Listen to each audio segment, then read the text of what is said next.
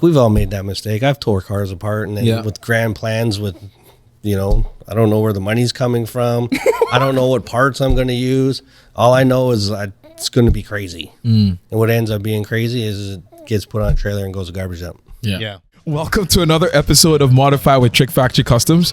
If this is your first time watching, we are a custom automotive shop here in Coquitlam, British Columbia, Canada, and we build really awesome cars. And so we started a podcast about talking about really awesome modified cars and other topics. And so if this is your first time watching, give this video a thumbs up if you can on YouTube. If you're listening to it on Spotify or Apple Podcasts or wherever else you get your podcast from, just try to give it a 5-star rating so we can move up in ratings and so more people can see our glorious content. So with that said, we are just going to dive right in. My name is Elvis. Tim? I'm Rob. Awesome. And with that said, on today's topic, we are going to be discussing rookie mistakes when building a project car. Oh my. Because I think it's going to be cool because we've all built project cars. We all still have project cars, and this is not you guys' first rodeo. So we're just going to be there are some common things I think that people face whenever they're diving into project car without experience, and so we're just going to talk about all of that. But before we get started, what have you guys been up to all week? Oh, okay, well, I'll start. I've been chasing parts for the Evil Evo. Rob's been doing a lot of work on that. Okay. Our 2 EV builds, and then a bunch of discussion about our Benz builds and getting parts together for that, because ultimately those pieces are going to trickle down to the other Benzes. Yep. So it's been a busy week of that kind of stuff. Yeah, awesome. And again, if you haven't checked out our full channel, this is your first time listening to us, we have another YouTube channel. It's TrickFactory Customs, and that's our full channel where you can go into detail on all our builds. We have our new Lambo swapped Tahoe build there too. We just posted the video, and we have his Evo and a bunch of stuff. Have you said what you were up to all week yet? Well, Tim kind of alluded to it, and like kind of, I've been working on the Evil Evo. I kind of that amongst a couple of other things, but mostly the Evil Evo. We're evolving it, and we're upgrading it, and we're kind of like, I think it's the parts mule right now. It kind of is. It's a development tool, and it kind of always has been, always will be. And we got a couple of other 190 motor swaps coming up, full builds, and might as well figure some things out on Tim's car. Yeah. Awesome. But we're almost done on that. We're about to wrap up all the mods and development stages that we're in on that. We're going to take it out on the street right away. So so in the next few weeks, hopefully. Yeah. And then after that, once we shake it down in that respect, we're taking it straight to a dyno. And we're going to see any kind of shortcomings, any failings, anything that we need to develop further, because I'm sure there's probably going to be a lot. I mean, yeah. No, you think it's going to be perfect? That's good. Good optimism. I have a sneaking suspicion we're going to be dealing with like heat management and things like that. I mean, this is an engine that's capable of 1,600 horsepower. It's fully built for that, and I believe it's safe to assume that if we start pushing into numbers like that, we're going to be melting some shit. There's going to be some glowing red underneath that bonnet, that hood. Yep. It'll be good for content. So this is a way for us to sort of like dig into it. I mean, we have a couple of different solutions for a couple of the problems that we foresee, and we'll just decide on what we're gonna do. But anyways, I mean, long story short, Evo, it's been fun. Yeah, it's been a good week. Sweet. With that said, we're just gonna dive right in and get started. So, rookie mistakes when building a project car. So like I mentioned earlier, a lot of people are always building cars. Sometimes it might be the first time, and I'm sure you guys also remember the first project cars you ever had. Oh yeah. And so just take us back and as to what pitfalls or things that you encountered while you were building that. Go ahead, Tim. I would say probably I was smarter when I was younger. Wow, he just went there. Okay, cool. Just because it was the only car I had, so anything couldn't have downtime. But once you have another car, that's when the mistakes start happening. Like, as soon as you get over ambitious, Yeah. that's when you, like, the single biggest mistake I would say right off the hop is taking your car apart before you have parts or have money. Oh. Like right away. Yep. Or dismantling to an extent that is far beyond necessary. Like, I mean, we all have stories. We know people that like to dismantle things right down to taking the freaking arms out of a clock from the dash in your car. Like, what? Like, you don't need to dismantle to that level unless you absolutely have to. And certainly don't do it until you have to do it. Yeah. But it's all potential in the beginning. So I you know, get it's excited. fun. And you want to take it apart. oh. We had a car that was taken apart 30 years ago. A project that came in, and it had 5 owners in the interim. And whoever took it apart, they didn't just take the car apart, they took the parts apart.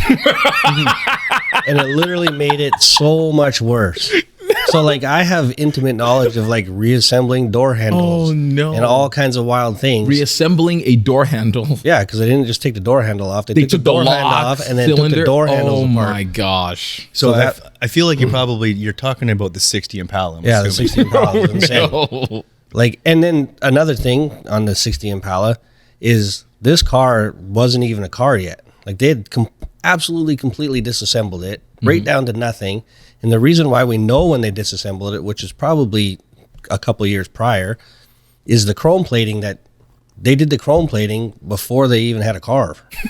So the chrome plating was wrapped in like newspapers from 1985. Oh my god. Did it survive? So why you felt like Only if, some of them. if you didn't have a okay. car, why are you chrome plating things before you even have a car to put it on? Excitement. They But I want mean, to I get think into it. that definitely plays into this topic, though, It's right? the shiny parts. It's the hype. It's the excitement. You're like, oh my god, I'm gonna tear everything apart. I'm gonna get everything redone. You don't even know if it fits yet. Yeah. True. You know. Yeah. So I'd say that's the biggest mistake. Number 1 Oh, okay. is tearing your car apart. Yeah. And I made that mistake too.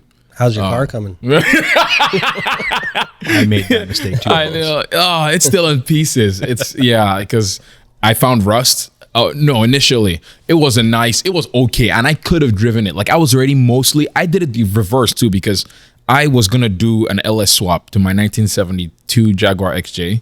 I put the engine in it, started the wiring, and then I made the mistake of, I don't know if it's a mistake, but I was like, ooh, I'm just going to check underneath the carpets and see what's lurking I under remember there. having this conversation with you. I opened it because it was a California car, so I never thought to check. Yeah. I opened it and I was very surprised that there was some parts it wasn't a full-on hole in the floor, but you could see water had got into the carpet area and like starting to like eat off a lot of the metal there. And so, but if you use like a screwdriver and just poke the hole straight through. So, yep. After that, I decided I was like, I'm just going to send it. Initially, I was like, I'm just going to do the floors. It's going to be fine. As I started ripping off the carpet, I was like, I might as well do the dash. Took that apart. I was like, I've already gone far enough. Take off the roof. I'm almost there. I mean, take off all the seats. So now it's just a bare chassis. And so I don't even know what to do. Yeah, and I'm just like, okay, like I've not almost lost hope for it, but it's like I don't even know where any of that stuff even goes back into, because it's like one of those things where, like when I was younger, I used to take things apart a lot, and I'll take the things apart a lot, and then when I put it back together, you're missing like 5 bolts and 10 circuits, and you're like, oh, I don't know where this goes. Throw it away, and start it, and then you blow up something. So that is kind of what's happening with this Jag now, and so I'm almost like starting to throw away stuff because I'm like, might as well just build everything from scratch, and it just keeps spiraling and spiraling. Yeah. So Yeah, and that's unfortunate because, like you're pretty new to the game. You know, customizing, Yep. full build, like it's new to you and everything that represents. But like, and so at this point, your project is almost a lost cause. Yeah. like honestly, because if you don't have like the space to do it, you don't have the money or the materials and the parts, or even like really, I mean, the game plan Yeah. Oh, right at the very beginning. Important. Like you need to have like an outline of where you're going with it. Yeah. If you don't have all that in place, I mean, when you get to a point like you are in your project right now, I can imagine you must be your head must be spinning. There's so many things too, like disappointment and just like heartache. I'm like, why did I do this to myself? Like, no. Yeah. Should have left that carpet down there. Yeah, I know. I agree. And also speaks to your point too of having a plan. Yeah. So when you guys build, like, how do you guys usually go about it? Like knowing all the stuff you have, because even I know for the Skylark now, I found you doing some measurements, but like if you're doing a build that's going in depth, do you always have a plan for the build or no? You have to have a plan. For the ones that we're doing, you have to have a plan because there's so many stages and it takes a few projects to get it dialed in, like knowing what you need, because a lot of times this stuff is expensive. Because the way parts progress now, there's like the things you leave to the last, there's going to be like electronics and in-car entertainment, because that stuff evolves so quickly. If you buy it at the front end, you got the old stuff at the back end. Oh, I see. Yeah. So like electronics, all that kind of stuff can wait to the end. Then all the big ticket stuff is like you buy it when you need it, and then you got to there's certain things that you need to work around. So we got to get this part so that we can build all this stuff. And then we got to get this part so we can build all that stuff. So it kind of plans itself out. And then the way we get to do it is we can take it to a certain point. We get it in the, epoxy primer. We can take it to the upholstery shop.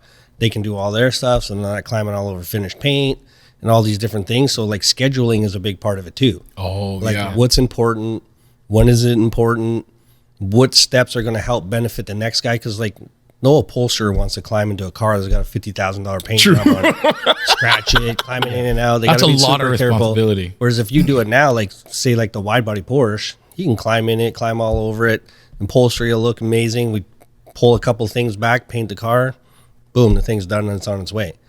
Whereas if you got some crazy paint job and then you got to try to pack seats in and out of it and a roll cage, and like it's crazy. So I'd say just even having a plan, your financial plan, then your parts plan, and then scheduling and of how you're going to actually get it all done. So like we're lucky we have everything in-house. So scheduling is kind of easy for us, but not perfect because we do have other jobs. But like if you got to send your car out to upholstery, there's things that you can be doing while it's at upholstery.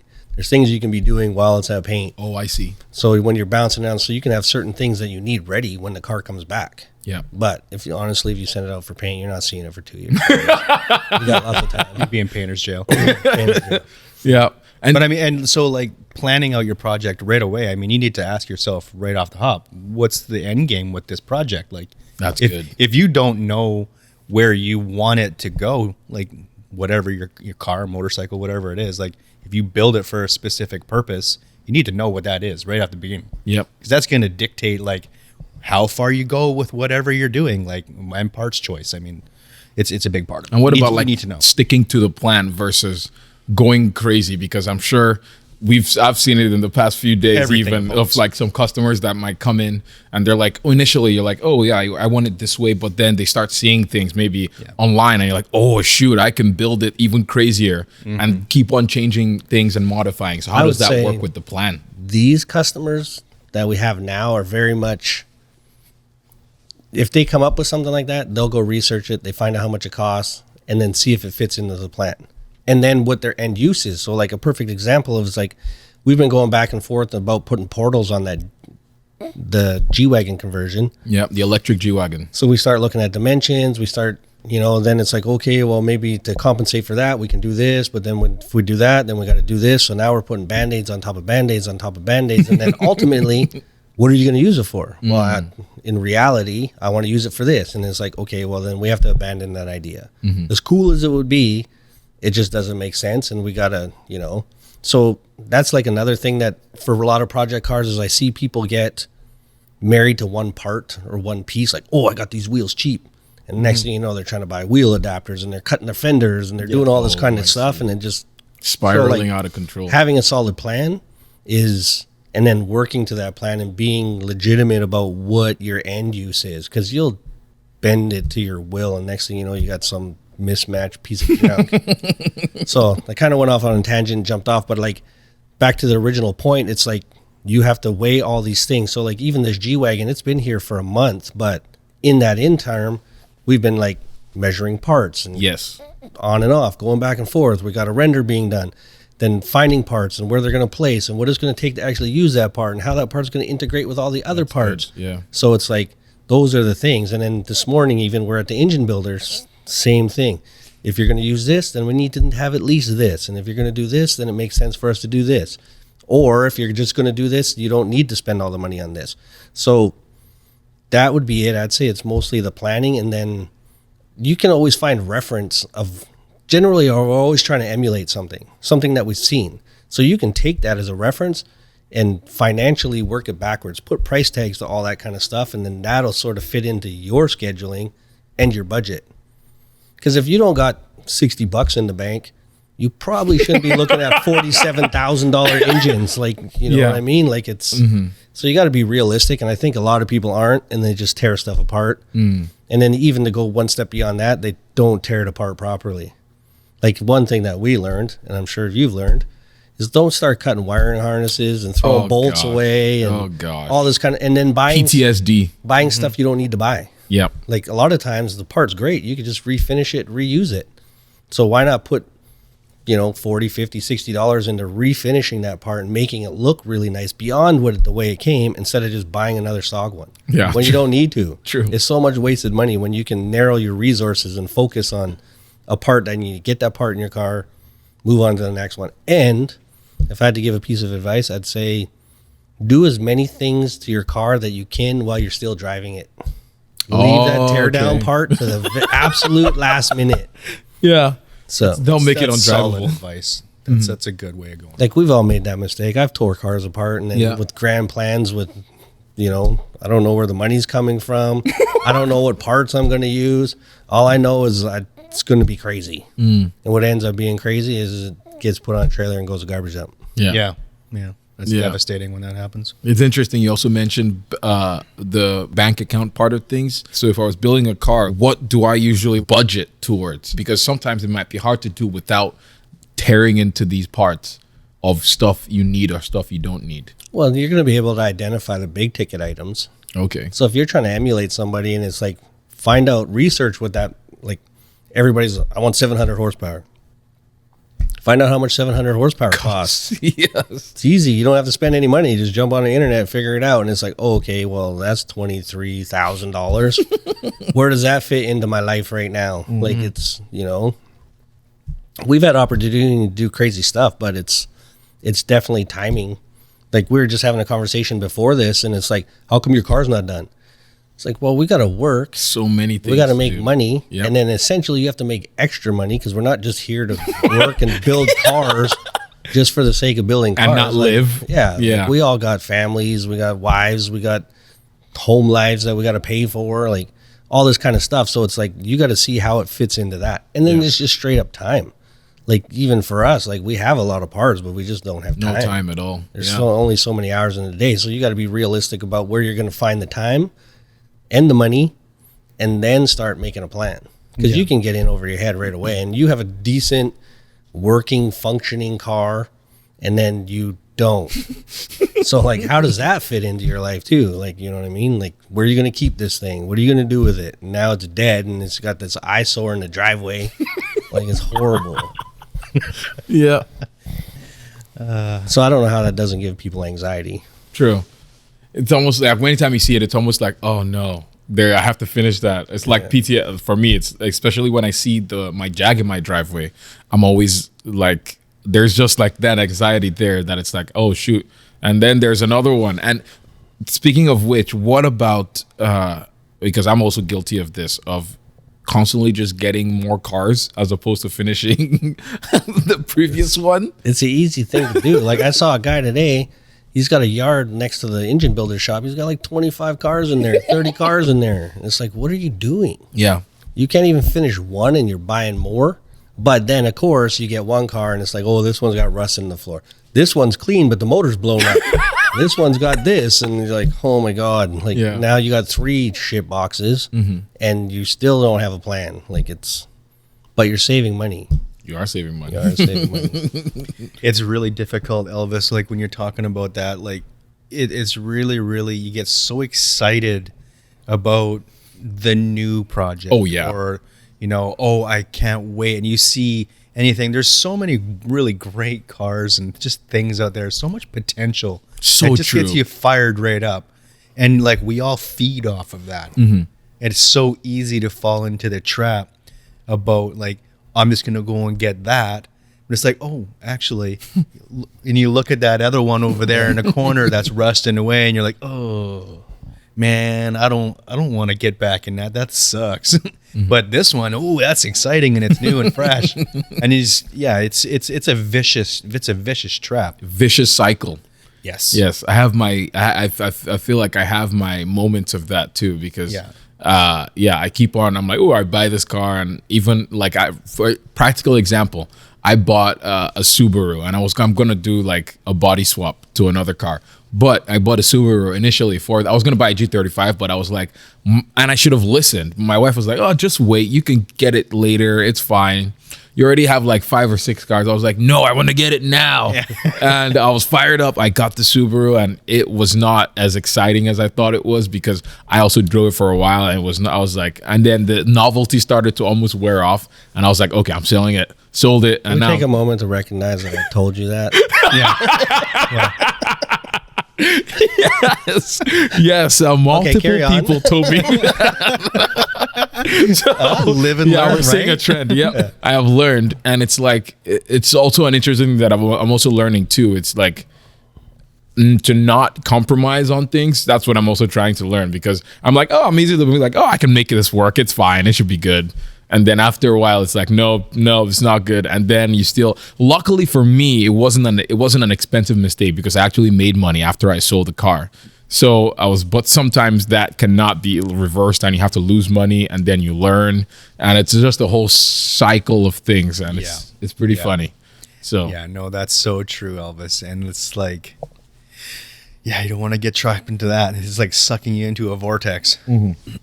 And then one point I had was organization, organizing things, because I have never been good at that, and it's something I'm still trying to learn. But similar to what I mentioned earlier, I would take things apart. Even with this jack, I wouldn't label them. I would just like throw it and be like, I'll figure it out later. I have muscle memory. I remember where it goes. So I feel like, so you guys can speak into that a little bit, because I think that's important. Yeah, we've all done that. Like every single one of us. But now you'll probably see like we bag and tag everything and bag the bags. And you don't mix the stuff. Like I'll bag it specifically for that part. And then when you come back to it 3-4 months later, it's like, exactly, like it can only go one way. Yeah. So then you got to jump on it. But another thing that I see a lot of people do is very much like that. It's like they get overly ambitious. Like, throw it out. I'm going to get all new bolts. Even if you are going to get all new bolts, if you old still ones. bag and tag it, you can just be like, okay, I need these, and you just make a list off of everything that you took off. And then you're way ahead of the game, but everyone just throws all the bolts away, cuts all the plugs off. I'm going to get all brand new everything. Yeah. And you're like, you never do it. Because even the bolts, by the time you're done, is going to probably cost you $2,000. Mm-hmm. Like, I'm going to get all stainless bolts. It's going to be sick. And you go buy 3-4, and you're like, $6, no problem. But you need like 400 of them. So then it gets real expensive really fast. Mm-hmm. Yeah. And for us, like so many things, we just refinish them. Like people get crazy. Yes. Like you don't necessarily have to buy a brand new everything. So that's again like breaking it down into things that you can do. Like like half the stuff that we do is just like essentially cleaning it up, refinishing, and putting it back on. Mm-hmm. But everybody I took the alternator off. Like, I'm gonna buy this 200 amp chrome plated $900 alternator. I don't need that. You don't need it. And it's like you'll just bury yourself in a project like right away. Very true. Sorry, you want to say something? No, and I think with that, it's like just do a quick refinish on any one of those parts on your project, get it working again, and coming back to like, again, now you can drive the car and you can keep moving forward, right? If you want that fancy ass alternator, buy it later. Yes. But you probably got something else that you need to buy first. There's something else, a higher priority item that is necessary that you'll need to get long before you need to buy a $900 alternator, right? Yeah. So that's a good tip. I mean, That's a very good point. Even with like engine swaps, like LS swaps, I think maybe it's the Sloppy Mechanics YouTube channel or something, or one of those like LS or engine swap channels. He also said that a pitfall that people always fall into is, oh, I can buy, similar to what he said, I can buy a shinier blah blah blah alternator or this or that, and it's like, no, people, you don't need to spend, even like on an LS, you don't need to. He's like, you don't need to spend $5,000-$10,000 on an LS. Get a junkyard one, refinish it, make it at least look nice, and use what you have. Start with what you have before going to get or things that you think or plan that would look nicer. Or and even if you're working with that, like, again, not to keep picking on your car, it's like you can take your junkyard LS, fit it, make your mounts, make your clearances, make your wiring harness, make your plumbing, have a running driving car, and then swap it out for something awesome. Yep. And then it's like, even the Evo, what we're doing right now, like we started at the beginning, it's like, we're not going to paint any of this stuff. We're going to cut, weld, make all the modifications that we want to do, develop all these parts, make sure they work. Then if we decide we can take it apart, finish it, we make sure we don't have any points of contact, we don't have any problems, we don't need to make any further adjustments. Then we blow it apart, and then all we're doing is refinishing, and then we're done for good. Where so many people get into all this stuff, and then again they just bury themselves. You go, like, we got a $50,000 motor. I'm not going to put that in and then start cutting around it. Like, we got a junkyard motor just specifically for doing that. Like, let's drop this in here, and away you go. You're not worrying about stuff, and you don't need to.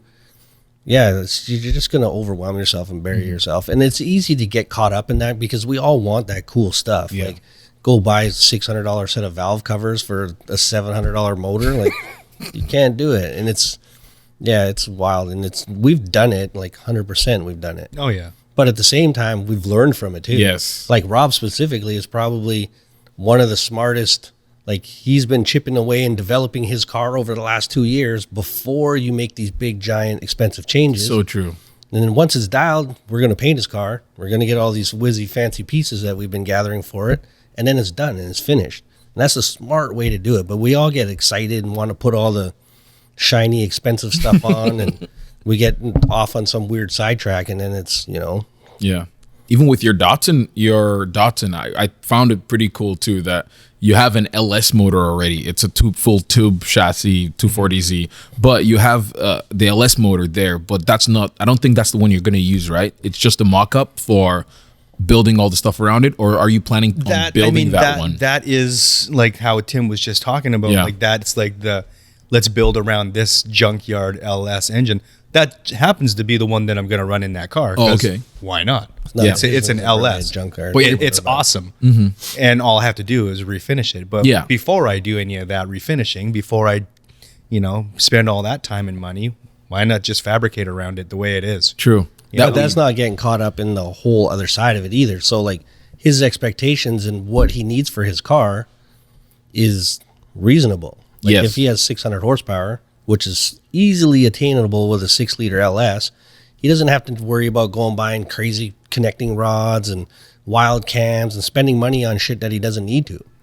So he can focus on spending money on other parts. But people get, like, oh, I got this and I got this and I got this. And you're like, well, you don't really need that yet. No. See, and you're doing it just for the sake of doing it. Yes. Which is another thing. Is like, what's wrong with just saying, hey, I have, like, stock bottom end? But that's the other side of it. Everybody wants to, like, have 1,000 horsepower. Yeah. I was funny. I was listening to I forgot what podcast I was listening to. Maybe the Smoking Tire, but they were talking about they brought a tuner guy that I think he worked for Cobb. Now he does a bunch, I think, M Engineering. He does McLaren's now and does a bunch of really cool stuff. But he was saying people, like some of the customers, even though they have like a McLaren 720S that has about 700 horsepower, they come in and they haven't even owned the car for a week. Then they're like, oh, I want to give it a tune on an exhaust. And they're like, why? Your car is already like rip your face off fast. It does 0 to 60 in like 2 point, and you can't drive. And you're not tracking it, so it's unnecessary and all these different things. And then even part of that same conversation, because I listened to that, is like, you have a Porsche Turbo, and then they're swapping parts and doing this and that, but none of those parts made a noticeable improvement. Yep. And in some instances actually made it worse. Yeah, it made it worse. So again, that's the thing. It's like, if you build it slowly and steadily and you're doing those things, then you have a much smarter product at the end. Like, try it. Like, okay, well, this is a shortcoming. I need to address this specifically. Instead of trying to like go full race. Like, we hear it all the time. Like, how come you didn't do this? It's like, well, I don't need to do that. Like, well, that's not the purpose the car is built for. And it's like, no matter what you do, it's not going to be good enough for somebody. Very it's true. Like, especially today. Why didn't you put this sequential transmission in it? It's like, well, because it's $75,000 and I don't need it. Yeah. And you're being compared to stuff like, the Hoonicorn. You're like, okay, come on, man. Our budgets are a little bit different. Hoonicorn. Our budgets are a little bit differently. And then even customers in the shop, they'll put stuff out. I say it's like they have to go put it before the council. So like if I'm doing a project for somebody, it's like I want to know about that part of, if that's their personality, you're never going to have success. Oh. Because if they have a clear vision of what they want, then it's easy to build a car because I can build to that vision. But if there's like, if I make a recommendation and they got to go to their friends like, hey, they want to do this, and it's like, oh no, if you're spending somebody else's money, it's easy to say wild shit like, oh no, I would put this in it. Yeah, I'd put this in it. Like, oh, that's stupid. Why wouldn't you do this? You'll never get done. And we've had like simple decisions that can take 3 months to get made because there's people are so indecisive, and everybody, like, you go to a friend and be like, hey, I want to put this part in. They're just like, oh man, I wouldn't do that. I put this part in. And it's like, it may be unnecessary for your project, but you'll get scumbagged into never being done ever. Yeah. Like, you see it, like we do it, like, not even, you'll say you want to do something, I'll do it to you. Like, why wouldn't you do this? Why wouldn't you do that? Right? Like, just do this and get it up and going and then do that. And you're like, oh, okay, fine. Just deflate all the hype. You're just like, oh, I was so enthusiastic, but now I'm kind of bummed. And then what another point too is people don't need as many tools as they think, which I think that's is a big one. Yeah. I think YouTube is guilty of that. And I mean, we get it too, because there's lots of things you're like, oh man, that would be awesome to have it make this so much easier. But the reality of a lot of those tools is you probably don't have the ability to use them. No. Like those tools, a lot of them that are really, really cool are an evolution for people, say, more like us. That are You've already gotten to a certain level before. We're doing it all day, every day. So we have an understanding of metallurgy. We have an understanding of different things like welding abilities and how things work. And then we see that as either like a convenience item for us to be able to do it faster, or it probably does it better. But if you don't have any basis or foundation for even what that tool does, then there's no point in buying it. And again, like everybody rushes out to Harbor Freight, buys a whole bunch of crazy shit. And it's like, we can attest to it 100% because we've tried to cheap out and buy some of those tools, and those tools don't do what they're supposed to do. Like Tim was saying, most of the things that we buy, especially nowadays, is mostly just to sort of improve on the workability, the convenience, and the speed at which we can accomplish things. But there are a few things. Like if I think about one tool that we bought that I almost never use, I mean, really, it's probably like that attachment we bought for our angle grinder that has like a belt sander on it that you can wrap around a piece of tubing and sand with. Like it like wraps around and it belt sands that tubing. Sounds very cool. It's a really cool tool. Yeah. But like honestly, it's pretty freaking unnecessary. You Well, don't need that tool. It doesn't actually save that much time unless the tool is, say, hanging on a pegboard in behind your workbench you can't really get that you to. can just grab and use. But It's like not something you're in gonna our put on every workshop, time. that's not practical. In our workshop, I have to go to a cabinet, grab it, put it onto the drill, and then use it. And then I've already lost all the time that I could have potentially gained by using it. So that's just one little example of a tool. You don't need to have stuff like that. A little bit of elbow grease and a piece of sandpaper, and you can do the exact same thing. You can do like, amazing things with a hacksaw and hand drill. man, you can't. Like don't let not having the big fancy tools and all that stuff stop you from. And a lot of that accomplishing it. stuff is just straight up a waste of money. Yeah. Because like you go buy a Harbor Freight, I don't want to pick on them, but whatever Just it is, a cheaper Princess tool. Auto version. here, Like yeah. you go get a bead roller because you see these guys doing all kinds of amazing bead rolling things. You're never going to have that success because the thing is junk. It doesn't work. I almost bought one actually. Yeah, that's a good example. I mean, and there's a lot of tools like little shrinker stretchers because you watch it and it makes it look it so easy and effortlessly, and it is if you have a good one. Hand files, I can do amazing with a good hand file, but you go buy a $5 one and you're just, you'll break your back trying to do something with it. Yeah.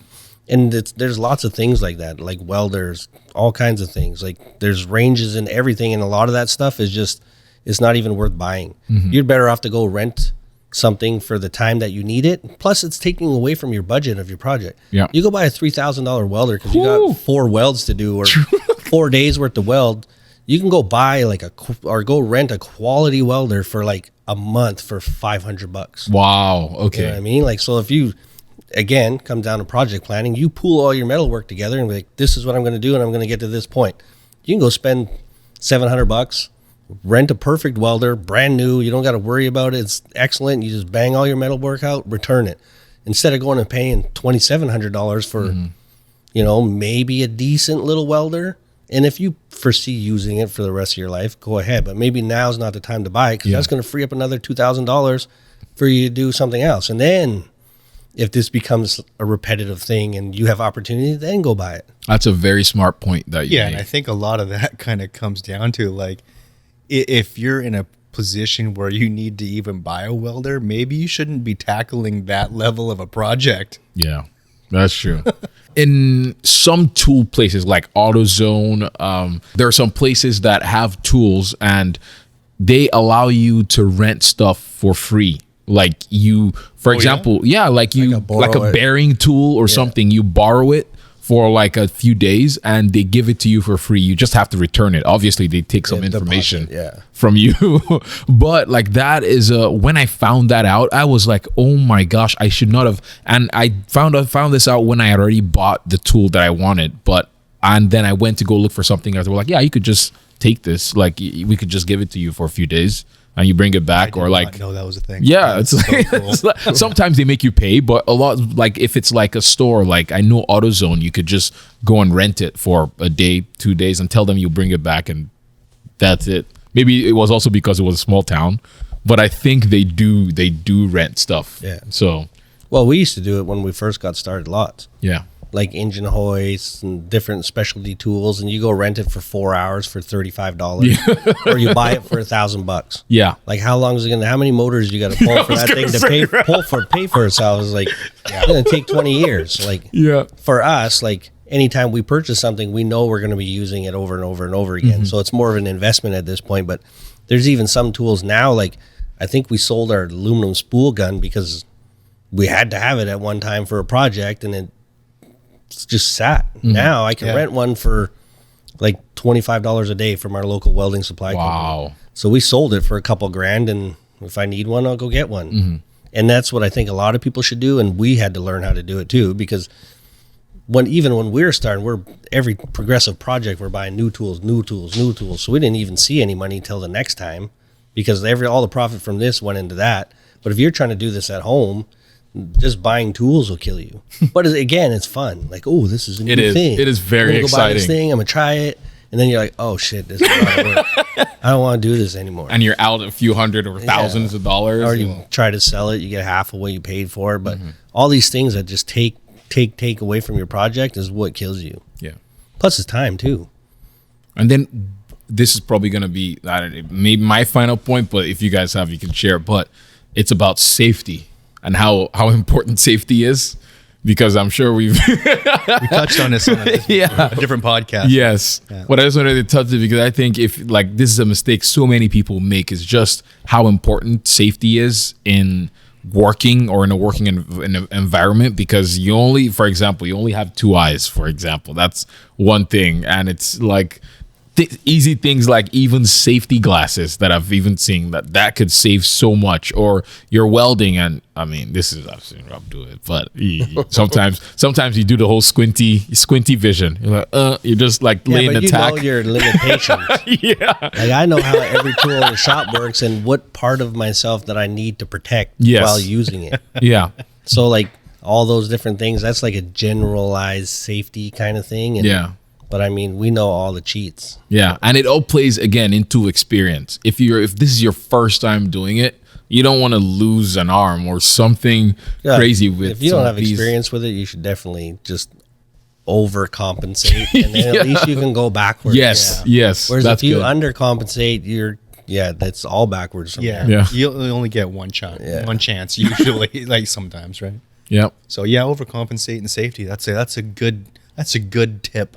Yes. For anybody listening. That's why all of our fingers are the proper length still. I know. Mine are. I mean, some of mine are a little. They're mostly all there, but they all still exist, and they all still work. So that's good. When we worked in the fab shop, you could tell people that didn't do that, and so they all got like one short finger. Like I probably shouldn't be laughing at this. No, sorry if you lost your fingers due to a fabrication accident. But and if you want to hear more about like some injuries you can that we've gotten in the shop, especially you guys, you can check out one of our previous episodes that has our worst injuries that we've gotten while working on cars or even just fabricating metal or any of that stuff. So that was a pretty gruesome episode. That was a fun combo. Yeah, but it also, I mean, but that time you even had safety gear on. But imagine if you didn't have any safety gear on, like while working and you had a similar one of the accidents that we talked about in the previous video, that it would have, I don't even know if you would have even survived or I would have even survived because of that. So it's definitely something you take serious. Like you just don't muck around with that. Yeah. Awesome. So, long story short, make a plan. Yeah. Make a good plan. Make a plan. Know exactly where you want your plan to end. See where your finances align with your plan. Very important. Look at what your abilities are. Yeah. You know, be honest. Honest with yourself. In your abilities. Yeah. And ask questions too. Questions to I those think that's that a have more really experience. important one because it's the resources are available online everywhere. But if you don't have enough confidence in the stuff you find online, because sometimes it might be sketchy, go to a person or ask. Like I probably get 20 questions a day, and I don't mind answering them. Yeah. Mm-hmm. So and a lot of people that you may find intimidating, I haven't really experienced that, and it's easier just to reach out and ask, and maybe they'll ignore you, and then you move on to the next guy. But that's a huge thing. It's just asking. I get it all the time. Like, hey, how would you approach this? And even in the shop, it happens every day. Like, we all ask each other all the time. Like, how should we accomplish this? How do you want to approach this? What's the best way to do this? And it's like, it'll put you way ahead of the game. So true. But a lot of people they're embarrassed, and then that will just put you even further behind. Yes. Yeah. Just, calm your pride. Ask some questions. If you don't know what you're doing, ask questions. Because it's a steep it'll curve. get you a lot farther, a lot faster, save you a lot of money, and you won't make as many mistakes. Awesome. And then just time your project. Oh yeah, time it. Like, I mean, if you don't have all the money, you're gonna have to expect that it's gonna take a long time. It's gonna take a while, yeah. And if you have all the money, then it's almost harder because you're trying to maintain the momentum. So generally, if you don't have all the money and you don't have all the time, it's a little bit easier to manage your expectations. Yeah. Whereas the other side, if you have all the money and then now you're trying to, you can mess up too. Like, you're getting the wrong stuff at the wrong time. You're buying things before you need them and making bad decisions, and that'll get wild too. Yeah. But that's more on the business side. That's why sometimes you end up with extra parts. It's why, like, every single day, like, you're constantly online looking up, researching new things, because like with every single project that we do, they all evolve as you go along. Like, even if you have a really, really solid plan and you know exactly where you're going and when you need to do certain things change, especially in today's world. Like, we can make a solid plan. Okay, we need this exact part on this day. You could order it and it not show up, or they'll tell you, sorry, discontinued. You better make a new plan. And you really hope that everything about your whole project wasn't revolving around that one thing, because that could throw a wrench into your plan. And then the other side of it is, a lot of times I'll spend time researching, trying to find a part, and you'll get married to a part that's, pick a number, $200, but then you start researching and it's like, this part over here will resolve and eliminate a whole bunch of steps, but it's this much money. So then it's time versus effort. Okay. So then you got to start making smart decisions, because we get it all the time, and it's like, I got this for $500, but if I just do this, and then if I buy this, then it'll be fine. And he's like, okay, now you're $1,100. You could have just brought the proper part for $1,200. It's already on your car. You're already enjoying it. Yeah. But we've all made those mistakes when you're young, because you get what you think is an opportunity. That opportunity will end up burying you. Yeah. So I spend most of my time trying to find the best possible part that will resolve as many problems as we can, and then you offset it as to expense. Is it worth the time, kind of thing. Yeah, that's exactly right. Because like it's body kits, it's all kinds of parts like that. Like, sure, you got a $5,000 body kit, but it's going to cost you $15,000 to get me put it in. Whereas I'll tell you straight to your face, because I don't want to be working on this shitty body kit for 3 weeks. Yeah, trying to I'll be fit like, it, buy right? one for 15. The cost us 5. You're going to be on the road in 2 weeks with a quality product. Still going to cost you 20 grand, but you saved a month and you have a better end result. Yes. So like those are always like, once you have a plan, once you have a budget, then you got to start, where am I going to save time? Where am I going to save effort? And start pairing it all backwards to the point that you can make it manageable. Yeah. Keep it drivable for absolutely as long as possible. Yeah. And those choices are definitely related to what your skill set is too. Yes. Like if you have the skill set to be able to install a $500 body kit, but it costs, 15 grand in labor time, you better have the skills to be able to do that. But if you don't know how to do that kind of stuff, then Shouldn't be maybe good. you buy the $15,000 body kit That goes and on not like have butter. not have to do Save any up of that for it work if you don't have the right. money. Like, I mean, and that's just it. Like, just being honest with what your abilities are and your timeline. Perfect example of this is our daily dry sumps. These are like $10,000 dry sumps for our cars. Oh my god. And when you open the box, do you know what the instructions say? What? If you need instructions, this is not for you. Actually, Really? it No, says no. that. That's so funny. So that's like very much like you gotta, okay. stay at your level, find parts that are within, that are manageable for you, be honest about your abilities, and then again, just make a plan and buy the stuff that you need when you need it. Don't buy it before you need it, unless it's like you've researched is 6 months away. Like, okay, we got to get this on the way, and then I'm going to do this. Yeah, keep your projects fun. And moving. Keep Yes. them moving. As moving long as you forward with- possibly yeah. can. And put your blinders on and don't get involved in too many projects at one time. If you start dividing your time like that, it's going to take forever for anything to be finished, and you will wear yourself ragged. Yeah. Yeah. Even before you spend any money, I would say you have to be honest if you even have time to do a project. Time is just as valuable as money, especially true. for us. Like for us, time is almost more valuable than money, because you can have money, you have parts. We got parts everywhere. We just don't have any time. So that you got to be honest about too. And then research what it's going to take. Like, how long does this take to do? Oh, 12 hours. Okay. I got 3 hours a week. That's a month for me to put this on. Can I be without a car for a month? No. So you move on to something a little more manageable. So this could go on forever. And we're Yeah, just I gonna keep rambling, but I'm sure you'll chop it up and make it make sense, but just make a plan. Yeah. Okay. With that said, thank you guys so much for watching this video. If you liked it, give it a thumbs up. If you like the podcast, rate it high. And I know 5 stars or else we'll come for you. So, We got a guy for that. Yikes. we'll see you guys next week. Bye.